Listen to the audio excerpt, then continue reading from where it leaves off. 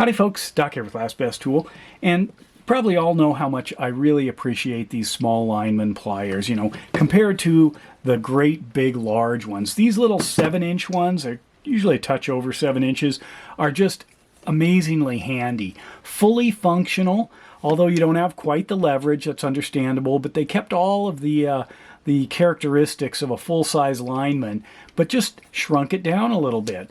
The three main things that a lineman plier has, one is this kind of aggressive, large set of grabbing jaws at the front end, followed by a pretty substantial, strong, high-leverage knife to easily cut through wire, and then this area here, which in the old days was used to smash the insulation on wires, and then you could strip them, and I'll show you how that works. But they aren't inexpensive. In fact, this Klein here with the comfort grip handle in the 7-inch size, they can exceed 50 bucks. These are the dipped handle version. These are in the 30s to 40s, so they don't give them away. If you go to the Snap-on side, their little lineman here, this is the 57 AHLP, and this is one of the older ones that does say the lineman on it. These they're asking over $82 for. But what if you're not sure if you want it? So kind of in the essence of what I've often called training tools, kind of like training wheels, do you want it? This is an inexpensive way to try one out.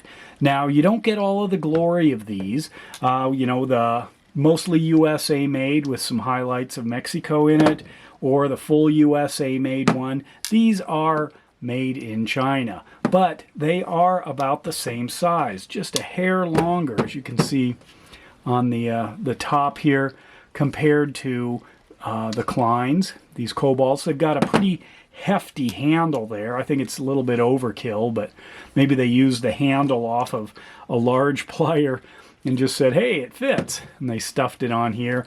But for $15 and change, you can get into a small lineman, and it does have a fairly aggressive but single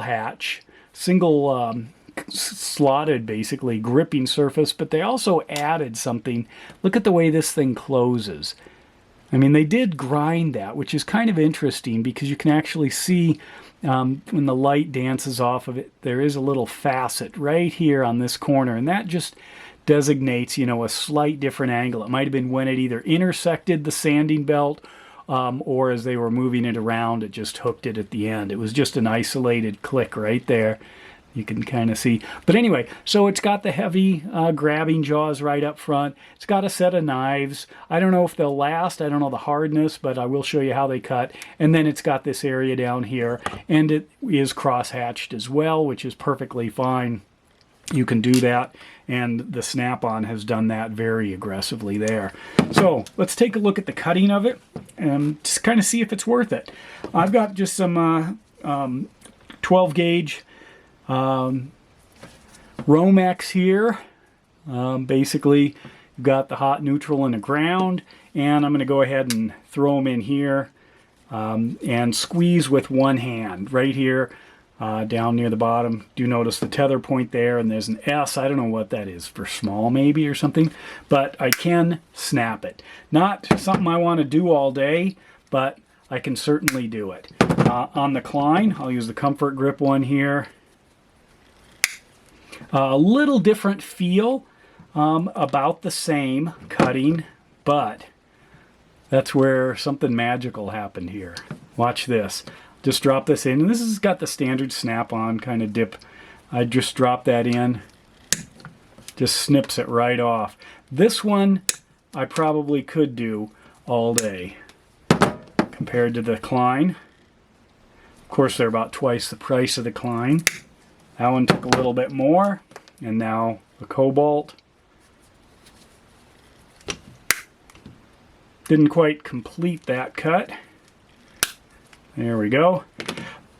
I think I grabbed, that's what happened, is I grabbed the end of it. It wasn't a full slice, so I pulled the little piece there.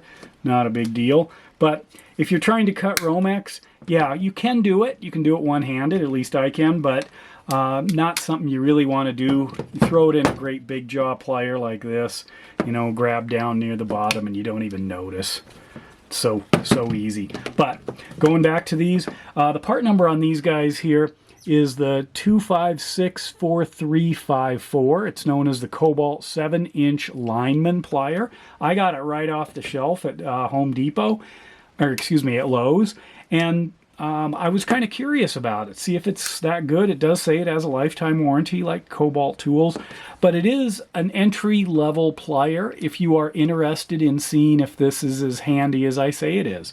I'd prefer you got one of the more US-oriented ones, but I can certainly understand, you know, not wanting to drop the $80-some on the Snap-on truck, and you might have a little trouble tracking one of these down. They aren't as ubiquitous as obviously the full-size ones, which you definitely have to have. That's a no-brainer. But I would like to, you know, show some affordable tools sometimes, including ones that kind of mimic some of the other tools I really like. How long will it last? I don't know. How much are you going to use it? Will it rust easier? Potentially, but I've had others rust. Snap-on seems to be notorious for rusting. Does it cut as well? It's right in there in a blind taste test. I don't know. Most people might not be able to tell the difference between these two. In brute force, they might with sound. This is a little dampened compared to the Cobalt. Easily tell compared to the Snap-on. And then, of course, there's these giant handles. We'll have to see. But for a small lineman plier, I can recommend this. If you're interested in getting into one, seeing if it's worth it, seeing if it has... One of the things is a lot of people weren't sure if they'd have the leverage necessary. You know, why not just get the big one and, you know, eliminate the middleman? Well, because the manipulation of this, the long-term use, the confined areas, things like that, this is noticeably lighter. I mean, these are substantially different in terms of mass and balance in the hand. So if you're curious, there's a Cobalt for you. And of course, you can always return it if it doesn't work, but I think you'll find that for what it does, stay in its wheelhouse, and this works just fine. If there's another 7-inch lineman plier, it has those features, not a combination plier. I've got tons of those, but the lineman style that I haven't hasn't appeared on this channel. Let me know. I'm always curious about what others are doing in this space. Let me know. And with that, Doc out.